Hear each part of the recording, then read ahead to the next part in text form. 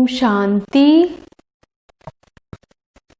23 अगस्त 2020 की बाप दादा की अव्यक्त मुरली। रिवाइज डेट 10 मार्च 1986। मुरली के सार में बाबा ने कहा, बेफिक्र बादशाह बनने की युक्ति। अब मुरली विस्तार से। ओम शांति। आज बाप दादा बेफिक्र बादशाहों की सभा देख रहे हैं। यह राज्य सभा सारे कल्प में विचित्र सभा है। बादशाह तो बहुत हुए हैं, लेकिन बेफिक्र बादशाह यह विचित्र सभा इस संगम युग पर ही होती है। यह बेफिक्र बादशाहों की सभा सतयुग की राज्य सभा से भी श्रेष्ठ है, क्योंकि वहां तो फिक्र और फकूर दोनों के अंतर का ज्ञान इमर्ज नहीं रहता। फिक्र शब्द का मालूम नहीं होता, लेकिन अभी जबकि सारी दुनिया कोई न कोई फिक्र में है। सवेरे से उठते अपना परिवार का, कार्य व्यवहार का, मित्र संबंधियों का कोई न कोई फिक्र होगा, लेकिन आप सभी अमृत वेले से बेफिक्र बादशाह बन दिन आरंभ करते और बेफिक्र बादशाह बन हर कार्य करते। बेफिक्र बादशाह बन आराम की नींद करते, सुख की नींद, शांति की नींद करते हो। ऐसे बेफिक्र बादशाह बन गए। ऐसे बने हो या कोई फिक्र है। बाप के ऊपर जिम्मेवारी दे दी तो बेफिक्र हो गए। अपने ऊपर जिम्मेवारी समझने से फिक्र होता है। जिम्मेवारी बाप की है और मैं निमित्त सेवाधारी हूँ। मैं निमित्त कर्मयोगी हूँ। करण करावनहार बाप है, निमित्त करणहार मैं हूँ। अगर यह स्मृति हर समय स्वतः ही रहती है तो सदा ही बेफिक्र बादशाह हैं। अगर गलती से भी किसी भी व्यर्थ भाव का अपने ऊपर बोझ उठा लेते हैं तो ताज के बजाय फिक्र के अनेक टोकरे सिर पर आ जाते हैं। नहीं तो सदा लाइट के ताजधारी बेफिक्र बादशाह हो। बस बाप और मैं, तीसरा कोई ना कोई। यह अनुभूति सहज बेफिक्र बादशाह बना देती है। तो ताजधारी हो या टोकरेधारी हो, टोकरा उठाना और ताज पहनना कितना फर्क हो गया। एक ताजधारी सामने खड़ा हो और एक बोझ वाला, टोकरे वाला खड़ा करो तो क्या पसंद आएगा, ताज या टोकरा? अनेक जन्मों के अनेक बोझ के टोकरे तो बाप आकर उतार कर हल्का बना देता। तो बेफिक्र बादशाह अर्थात सदा डबल लाइट रहने वाले जब तक बादशाह नहीं बने हैं, तब तक यह कर्मेंद्रियां भी अपने वश में नहीं रह सकती। राजा बनते हो तब ही माया जीत, कर्मेंद्रिय जीत, प्रकृति जीत बनते हो। तो राज्यसभा में बैठे हो ना। अच्छा, आज यूरोप का टर्न है। यूरोप ने अच्छा विस्तार किया है। यूरोप ने अपने पड़ोस के देशों के कल्याण का प्लान अच्छा बनाया है।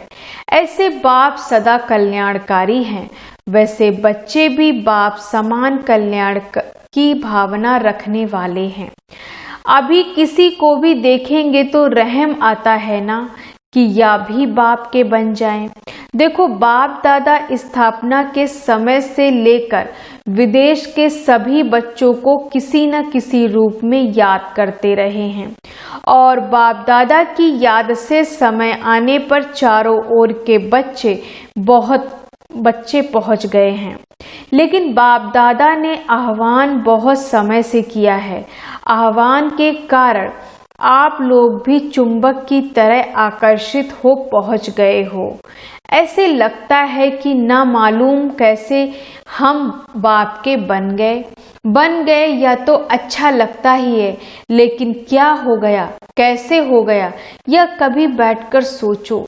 कहां से कहां आकर पहुंच गए हो, तो सोचने से विचित्र भी लगता है ना। ड्रामा में नूंद नूंधी हुई है।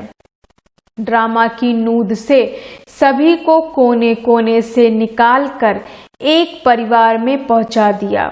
अभी यही परिवार लगने के कारण अति प्यारा लगता है। बाप प्यारे ते प्यारा है, तो आप सभी भी प्यारे बन गए हो। आप भी कम नहीं हो। आप सभी की भी बाप दादा के संग के रंग में अति प्यारे बन गए हो। किसी को भी देखो तो हर एक दो से प्यारा लगता है। हर एक के चेहरे पर रूहानियत का प्रभाव दिखाई देता है। फॉरेनर्स को मेकअप करना अच्छा लगता है, तो यह फरिश्तेपन की मेकअप करने का स्थान है। यह मेकअप ऐसा है जो फरिश्ता बन जाते हैं। जैसे मेकअप के बाद कोई कैसा भी हो लेकिन बदल जाता है, मेकअप से बहुत सुंदर लगता है, तो यहाँ भी सभी चमकते हुए फरिश्ते लगते हो, क्योंकि रूहानी मेकअप कर लिया। उस मेकअप में तो नुकसान भी होता है, इसमें कोई नुकसान नहीं। तो सभी चमकते हुए सर्व के स्नेही आत्मा हो ना। यहाँ स्नेह के बिना और कुछ है नहीं। उठो तो भी स्नेह से गुड मॉर्निंग कहो, चलते हो तो भी स्नेह से बाप के साथ हाथ से हाथ मिलाकर चलते हो। फॉरेनर्स को हाथ में हाथ मिलाकर चलना अच्छा लगता है ना, तो बाप दादा भी कहते हैं सदा बाप को हाथ में हाथ देकर फिर चलो। अकेले नहीं चलो। अकेले चलेंगे तो कभी बोर हो जाएंगे और कभी किसकी नज़र पड़ जाएगी। बाप के साथ चलेंगे तो एक तो कभी भी माया की नज़र नहीं पड़ेगी और दूसरा साथ होने के कारण सदा ही खुशी खुशी में मौज से खाते चलते मौज मनाते जाएंगे। तो साथी सबको पसंद है ना, या और कोई चाहिए? और कोई कंपेनियन की ज़रूरत तो नहीं है ना? कभी थोड़ा दिल बहलाने के लिए कोई और चाहिए।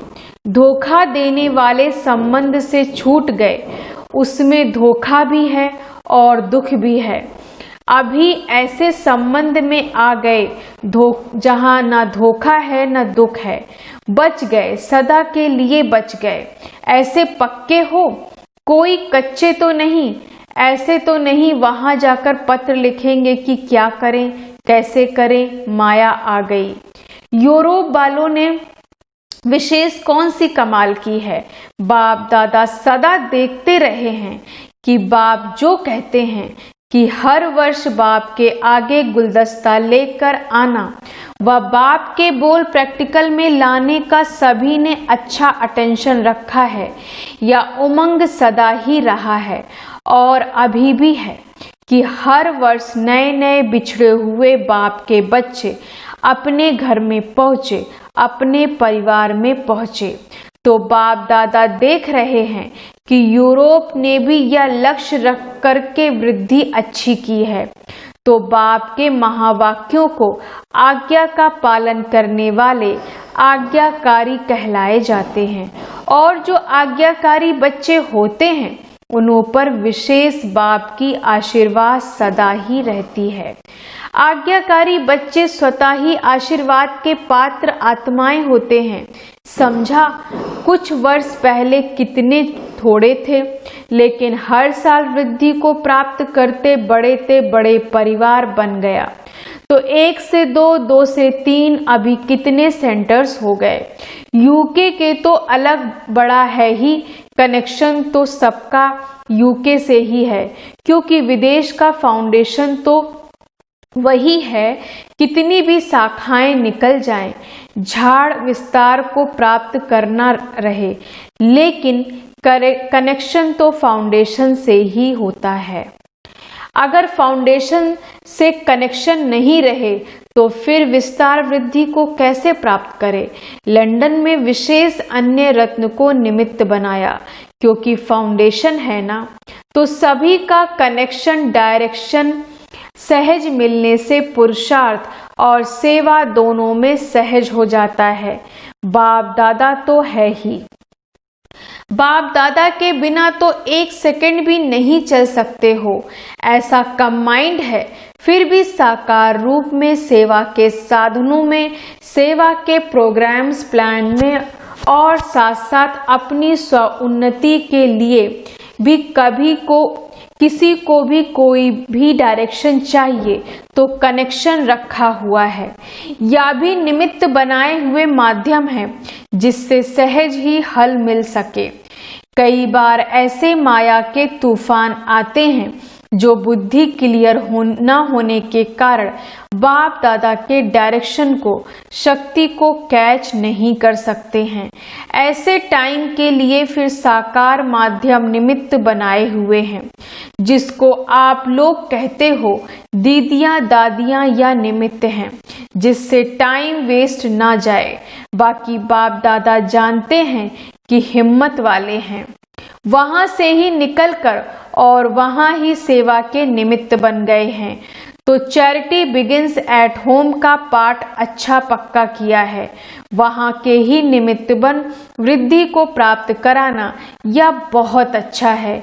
कल्याण की भावना से आगे बढ़ रहे हैं तो जहां दृढ़ संकल्प है वहां सफलता है ही। कुछ भी हो जाए लेकिन सेवा में सफलता पानी ही है। इस श्रेष्ठ संकल्प ने आज प्रत्यक्ष फल दिया है। अभी श्रेष्ठ परिवार को देख विशेष खुशी होती है और विशेष पांडव ही टीचर हैं। शक्तियां सदा मददगार तो है ही। पांडव से सदा सेवा की विशेष वृद्धि का प्रत्यक्ष फल मिलता है और सेवा से भी ज्यादा सेवा केंद्र की रिमझिम, सेवा केंद्र की रौनक शक्तियों से होती है। शक्तियों का अपना पार्ट है, पांडव का अपना पार्ट है, इसलिए दोनों आवश्यक हैं।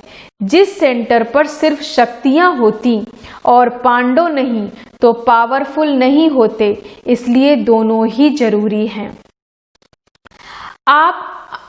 अभी आप लोग जगे हो तो एक दो से सहज ही अनेक जगते जाएंगे। मेहनत और टाइम तो लगा लेकिन अभी अच्छी वृद्धि पा रहे हो। दृढ़ संकल्प कभी सफल ना हो या हो नहीं सकता, या प्रैक्टिकल प्रूफ देख रहे हैं।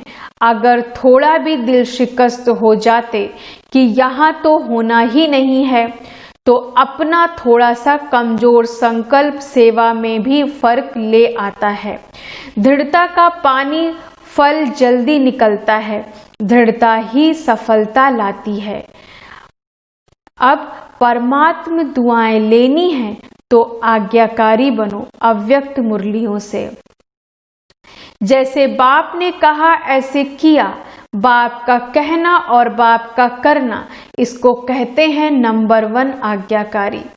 बाप के हर डायरेक्शन को, श्रीमत को यथार्थ समझकर पालन करना, इसको कहते हैं आज्ञाकारी बनना। श्रीमत में संकल्प मात्र भी मनमत व परमत मिक्स ना हो।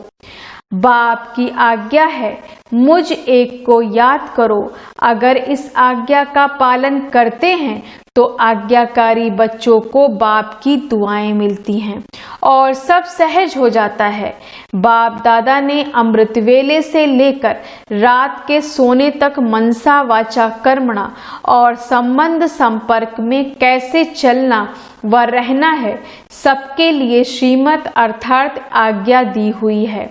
हर कर्म में मनसा की स्थिति कैसी हो उसका भी डायरेक्शन व आज्ञा मिली हुई है। उसकी आज्ञा प्रमाण चलते रहो, यही परमात्म दुआएं प्राप्त करने का आधार है। इन्हीं दुआओं के कारण आज्ञाकारी बच्चे सदा डबल लाइट उड़ती कला का अनुभव करते हैं।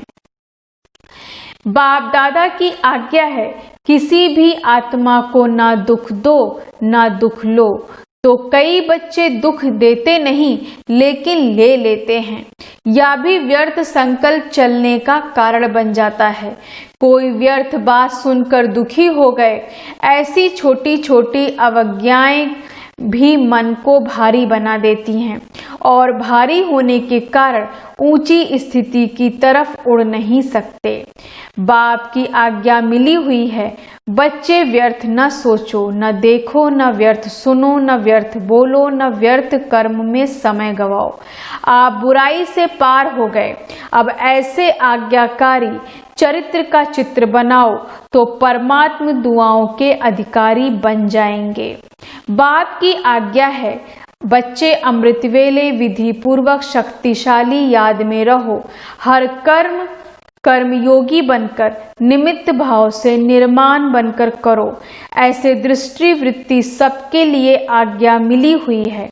यदि उन आज्ञाओं का विधि पूर्वक पालन करते चलो तो सदा अतीन्द्रिय सुख व सुखी संपन्न शांत स्थिति अनुभव करते रहेंगे।